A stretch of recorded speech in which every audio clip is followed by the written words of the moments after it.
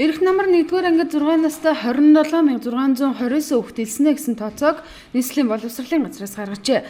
Эдгээр 1-р анги эсэгчдийг эрх 8-р сарын 22-наас 26-ны өдөр сургуулиуд бүрдэх юм. Гэхдээ 2011 оны 1-р сарын 1-ээс хойш төрсэн 5 настай хүүхдийг насанд болоогүй шалтгаанаар бүртгэхгүй.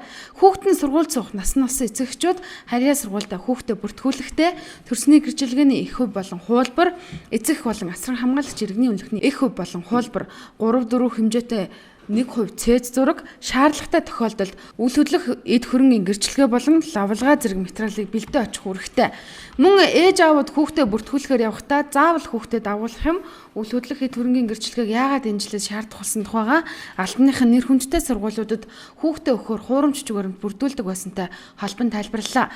Тухайлбал Сүхбаатар дүүргийн 1-р сургууль гэх мэт нэр хүндтэй 7-8 сургуульд хүүхдээ сургах хүсэлтэй ээж аав нар олон байдаг байна. Үүнээс олж дээрх сургуулиудад нэг ангид 35 хүүхэд сурах ёстойгоос 63 хүүхэд одоо суралцах болжээ. Хамрын сурах тойргийг бид нар хүүхдийн тоо, газар зүйн байршил, сургууль цэцэрлэгтээ хөрөх зай хэмжээ, орчин суугчдын нэгтаршил бүх зүйлийг харгалзаж тогтоодог. Хамрын сурах тойрог тогтоогоод ирэхээр нэр хүндтэй сургуулиуд хүүхдээ оруулах гэсэн хүмүүсүүд тухайн хооронд юм уу хуурамчаар шижиж суурших энэ хорооны орсон суугч болж хувирдаг байхгүй юу? Тухайлбал бол манай Сүхбаатар дүүргийн 1-р сургуулийн асуудал. 1-р сургуулийн хамрын сурах тойрог бол Сүхбаатар дүүргийн 1-р хорооны хүүхдүүд л амрах хэрэгтэй. Яг хамрын сурах тойргийн хэмжээгээр бол энэ жил манай 162 хүүхдэл 1-р сургуульд авах хэрэгтэй.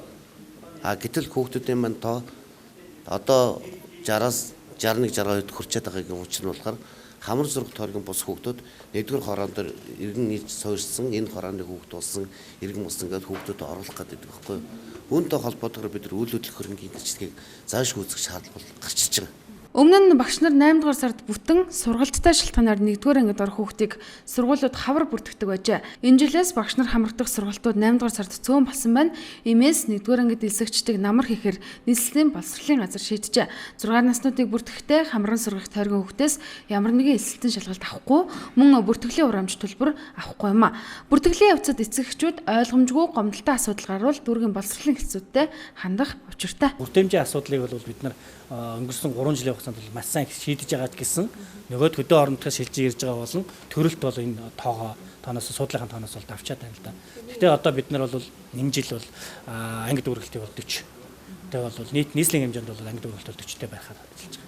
Хавар олж цэцэрлэг сургуулийн сурагчид амралт ойртсон энэ үед Үсгэлэлийн баяр, Эрдмийн баярыг сургууль анги бүр дур мэдээ хийхгүйг нийслэлийн боловсролын газраас анхаарууллаа. Цэцэрлэгийн төгсгөлтийн баяр 1-р ангийн Үсгэлэлийн баярын арга хэмжээ тайланд өдөрлөг, 9-12 дугаар ангийн сурагчдын Эрдмийн баярыг тайланд өдөрлөг боловсролын баримтчиг гардуулах ёслол болгон нэгдсэн байдлаар тэмдэглэх шийдвэрийг нийслэлийн боловсролын газраас гаргажээ. Иймээс нийслэлийн ногоон бүсэд аялаж зугаалахгүй байх, мөн аав ээж нар хүүхдээс гавтгааруулан мөнгө хураахыг нийслэлийн боловсролын газраас хориглосон байна.